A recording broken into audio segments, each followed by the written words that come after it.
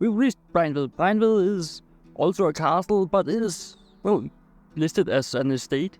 But it is a castle, you will see. But we can only gain access to the park.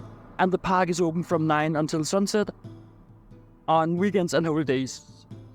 Unless the sun goes down after 6 p.m, then it's at the latest 6 p.m, so yeah. And here we have the entire area.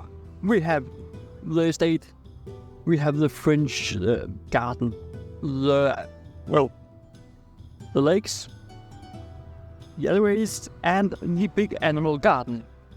It is what we have access to, and it is beautiful, as you will see. And the great thing about this is there's no entrance fee, so it's free. Of course, you cannot go in here on normal weekdays, so enjoy it in the weekends. A great Sunday activity when other things are closed. The estate can trace its history back to 1319, where King Eric Menved gave Bregentved to Ringsted monastery.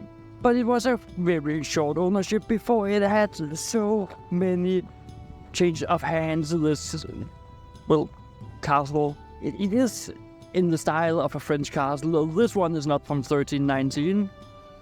The current castle, I cannot remember the date, but I'll write it right here. But the changing of hands stopped in 1718, where King Frederick IV, he purchased this area and used it as his writer's garrison. Over 250 horses did he have here.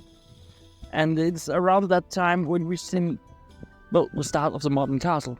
And then in 1746, Frederick V gave the castle to his Prime Minister, A.G. Moltke. And since then, the estate has been owned by the Moltke family. Today it is owned by Count Otto Joachim Peter Moltke and Count Christian Georg Peter Moltke. Well, that sounds fancy. But nevertheless, it's not the big fleshed out history, because the history is a little bit hard to come by. But it has history. And it is a beautiful garden to walk in. And I will warmly recommend that if you're ever in the area and on a day the park is open, take your time, walk the gardens. They are so beautiful. And let's look at how beautiful they are before we head to the next castle.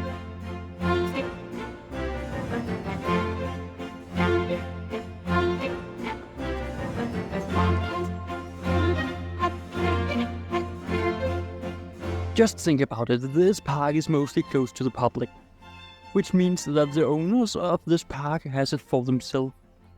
Imagine just walking around here with your morning coffee. It must be so great. I know there's a lot of attachment with it, but at least you can imagine walking around here with morning coffee in hand, just out with the little finger, being a little bit, royal, and just walk here, enjoy the beautiful park while you wake up. Or sit up with the castle. Now I can't see it, but sitting up at the castle, looking over the French garden while you wake up. It must be a joy. But of course, it requires a lot of money to maintain such a park, and it requires a lot of effort. And they probably help all sorts of businesses, but I just imagine walking around here with my morning coffee in hand. It would be great.